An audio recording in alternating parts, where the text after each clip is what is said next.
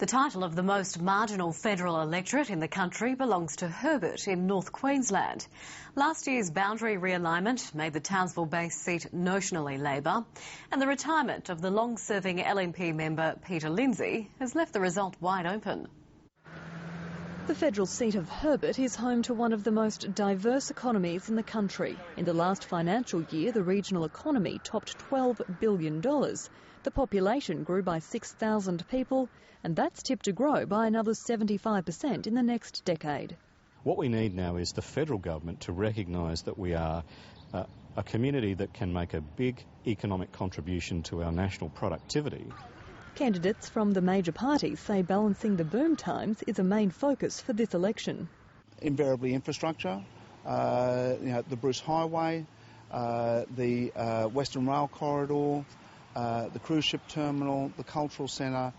Education, jobs in this regional economy and infrastructure to support those jobs. Sustainability, I'm getting a lot of feedback on that.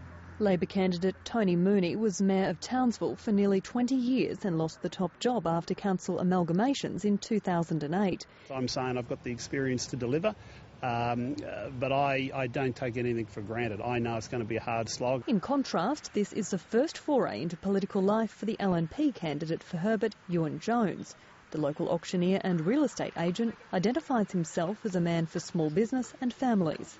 My goal would be to be Townsville's man in Canberra, not Canberra's man in Townsville. And when I was pre-selected locally by a plebiscite, with everyone having a vote, Tony Mooney was jettisoned in by Kevin Rudd.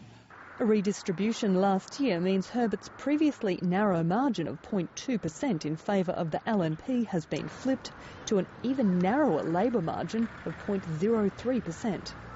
And that's not the only change to the shape of Herbert. Retiring LNP member for Herbert, Peter Lindsay, has held the seat since 1996 and, other than the last federal election, has always won with clear numbers, leaving the electorate wide open for the taking in 2010. For local voters, though, national issues are dominating decisions. The big issues are about sustainable transport and transport infrastructure. As are issues of trust. At the moment, I don't think Labor's really trustworthy. They seem to backstab their leader a bit. It's going to come down to the wire for me. The Greens and the Family First Party are also standing candidates in Herbert. Megan Woodward, ABC News, Townsville.